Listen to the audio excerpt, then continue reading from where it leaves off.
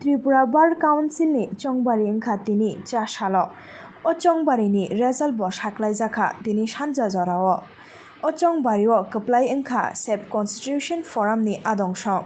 Tai o council ni adongsong tongo total khorokchi Kwpal Wngkha tai Ain Jibon Unnoyon Moncho ni khorok ba Kwpal Wngkha hanai koktomao saimankha.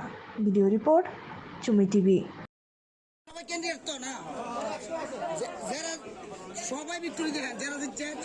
প্যানেলের maximum রয়েছে সংবিধান বাঁচাও মঞ্চের এবং আমরা গতবার 2 বছর ধরে কাজ করে চলেছি আইনজীবীদের স্বার্থে।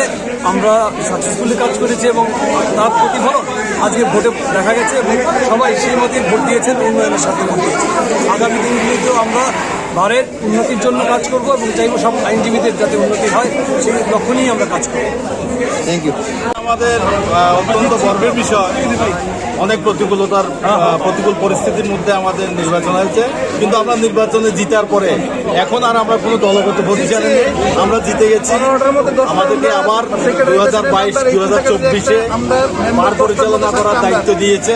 এই গুরু দায়িত্ব মাথায় নিয়ে আমরা আজকেই শপথ নিচ্ছি যে ত্রিপুরা বারের সব গৌরবকে আমরা আরো অনেক উপরে নিয়ে যাওয়ার চেষ্টা করব। দল মত নির্বিশেষে যে কোনো কাজে আমরা প্রত্যেক লয়ারের সাথে আমরা আমাদের ক্রিয়াকর্ম চালিয়ে যাব। যে স্লোগানটা কি ছিল? আমাদের প্যানেলের স্লোগান ছিল অ্যাডভোকেটদের মর্যাদা রক্ষা করা, প্রথম বার অ্যাসোসিয়েশনের গৌরব উজ্জ্বল করা, যাতে সমাজে এরকম একটা সোসাইটি, এই সোসাইটিটা কোনোভাবেই যাতে ডিফেক্ট না হয়, সেটাই আমাদের মূল লক্ষ্য। দ্বিতীয় টার্ম, প্রথম টার্ম এবং এই টার্মে বাড়তি কি করবেন এবার? আমরা তো প্রথম টার্মেই অনেক কিছু করেছি, আমাদের অসমাপ্ত কাজ ছিল, তা তো নিশ্চয়ই শেষ করবো। বার অ্যাসোসিয়েশনের উন্নয়নের ধারা আমরা অব্যাহত রাখবো। আপনাদের যে লয়ারদের জন্য একটা ফান্ডের ব্যবস্থার কথা, এটা কি হয়েছে? না, গভর্নমেন্ট যে রয়্যাল ফান্ডের কথাটা বলেছে সেটা এখন অ্যাপ্লিকেবল হয়নি।